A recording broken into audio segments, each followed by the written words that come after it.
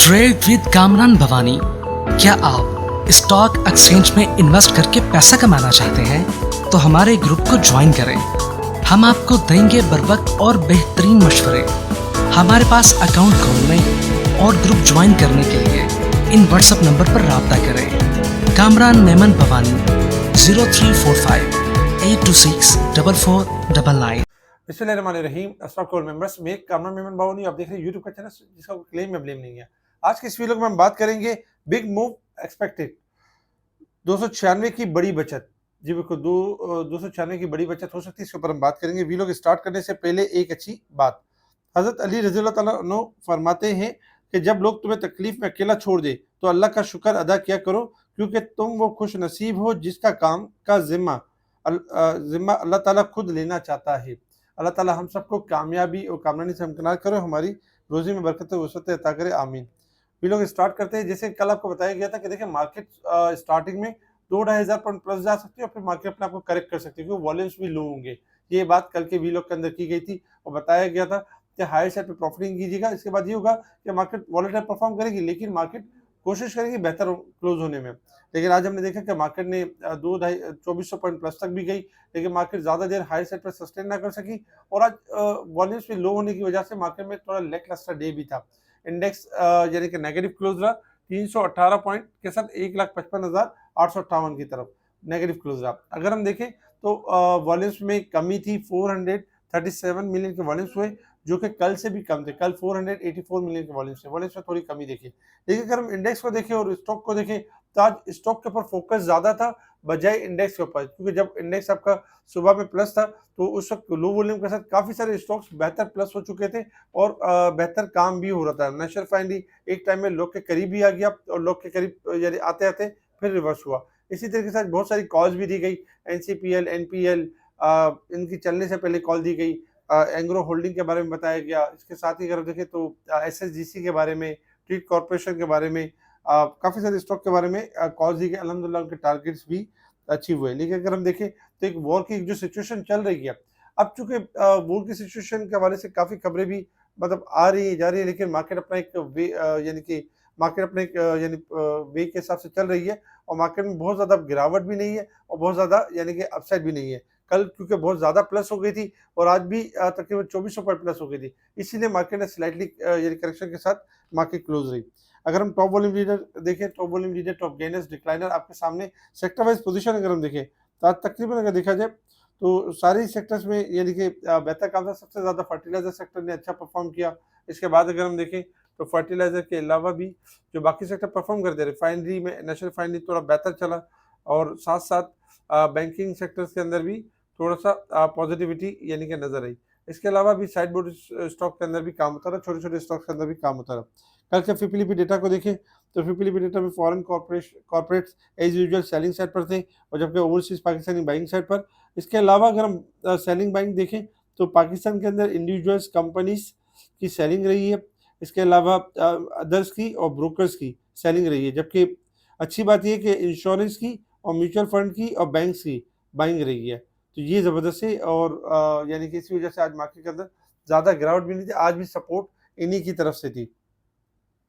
इसके अलावा अगर हम कुछ न्यूज़ के ऊपर नज़र डालें तो पाकिस्तान और आईएमएफ का मिशन के दरमियान वर्चुअल मुज़ाकरात का हतमी दौर आज होगा। आज यानी कि फैसला होगा और वज़ीर ख़जाना हुक्काम मुज़ाकरात में रिलीफ की भरपूर कोशिश करेंगे।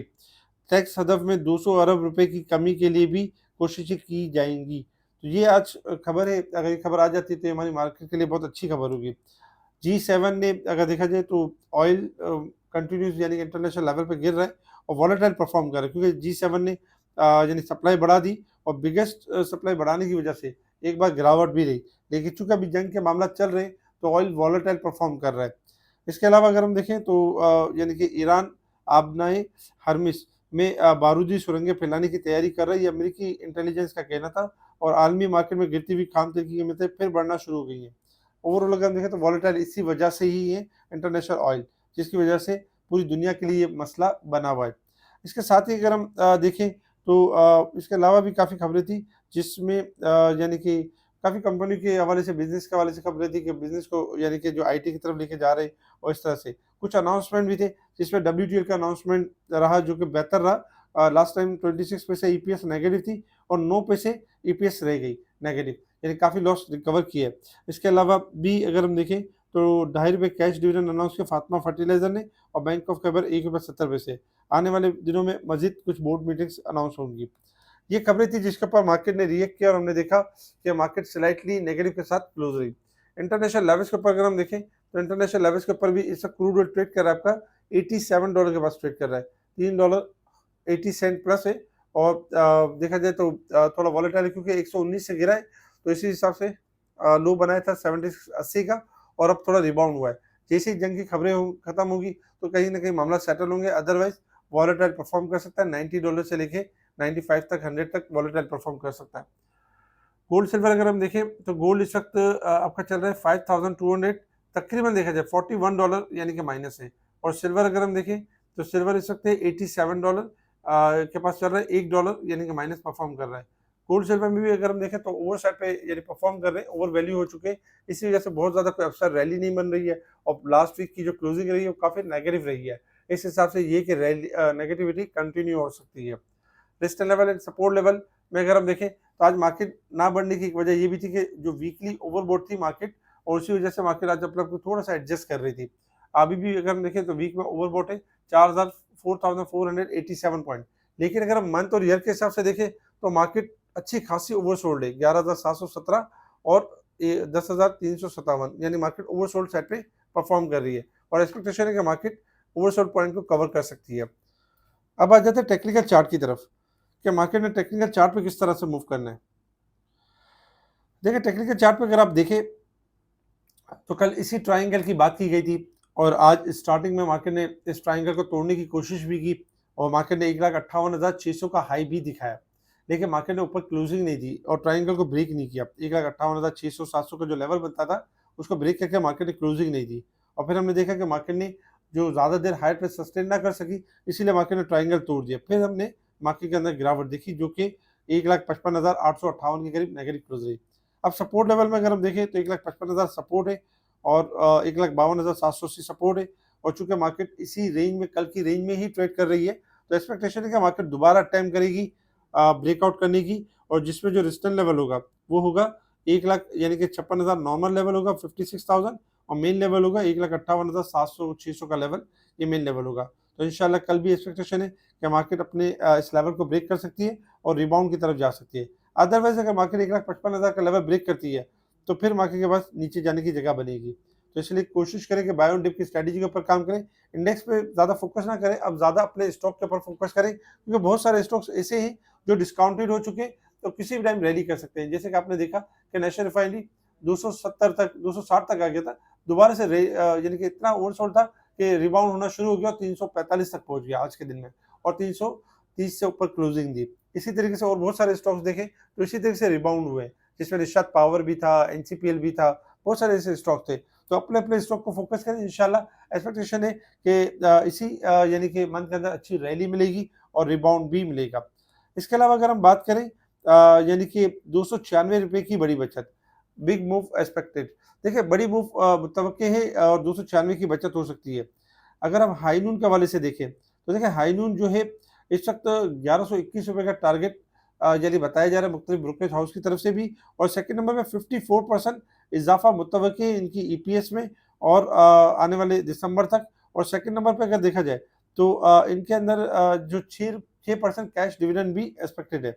सेकंड नंबर पे अगर इसी चीज़ को हम ज़रा सा टेक्निकल पे वेरीफाई कर ले टेक्निकल ग्राफ के ऊपर तो हाई नून ने हाई बनाया था 1241 और 330 का लो बनाया था और इस वक्त हाई नून अपने आप को करेक्ट कर चुका है और 750 और 650 ये इसके सपोर्ट लेवल बनते हैं, यानी 50% अपनी करेक्शन मुकम्मल कर चुका है। इस वक्त 825 की तरफ है और एक्सपेक्टेशन है कि 900 980 और 1121 ये लेवल अचीव कर सकता है और ये बड़ी मूव जो है वो ये दे सकता है क्योंकि 50% अपने आपको डिस्काउंट कर चुका है और पोटेंशियल है कि ये मूव कर सकता है, अपसाइड की तरफ रैली कर सकता है। तो इसके अंदर इन्वेस्टमेंट पॉइंट ऑफ व्यू से 2-3 महीने का 4 महीने का टारगेट रख के यानी कि बाइंग की जा सकती है, एक्यूमुलेट किया जा सकता है।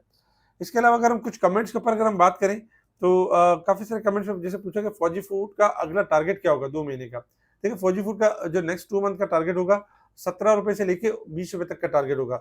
जैसे ही अगर ये जंग वाले मामला खत्म हो जाते हैं तो तेजी से रिकवर करेगा। होंडा कार भी ओवरसोल्ड है और किसी भी टाइम रैली कर सकता है। 180 से लेके 200 सवा 200 की रैली करेगा, फिर लॉन्ग में ज़्यादा रैली करेगा। सेंटीमेंट के हवाले से, जैसे सेंटीमेंट थोड़ा वीक है, कॉन्फिडेंस के हवाले से कि confidence of investor can not receive in such. देखिए जब भी मार्केट नेगेटिव हो रही होती है तो उस वक्त कॉन्फिडेंस दिखाया नहीं जाता। जब मार्केट आपकी बेहतर होती है तभी कॉन्फिडेंस लेवल बन रहा होता है। इस वक्त जब कंसोलिडेशन फेज के अंदर होती है मार्केट, तो वहां पर जो सयाने इन्वेस्टर होते हैं वो एक्यूमुलेट कर रहे होते हैं। जो घबराए हुए इन्वेस्टर होते हैं तो उनको तो हर चीज ही घबराहट लग रही होती है, हर चीज ही पैनिक लग रही होती है। तो सेंटीमेंट आपका पॉजिटिव हो जाएगा, क्योंकि अभी हालात ऐसे, तो जंग के हालात में सेंटीमेंट थोड़ा इसी तरीके से ही होता है। इसके साथ ही अगर आप देखें तो बाकी भी स्टॉक के बारे में जैसे पूछा गया, टीपीएल पी है, एनसीपीएल है, अच्छा रिबाउंड कर सकते हैं, बाउंस बैक कर सकते हैं। इसके अलावा आपका एटीआरएल है, पीआरएल में अच्छी रैली बन सकती है।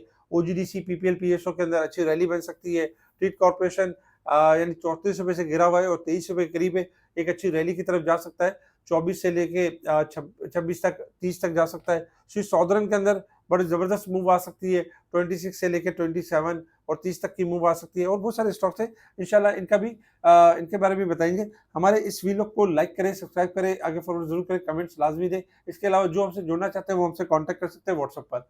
मार्केट के हवाले से किसी किस्म की पैनिक या प्रेशर में ना आए।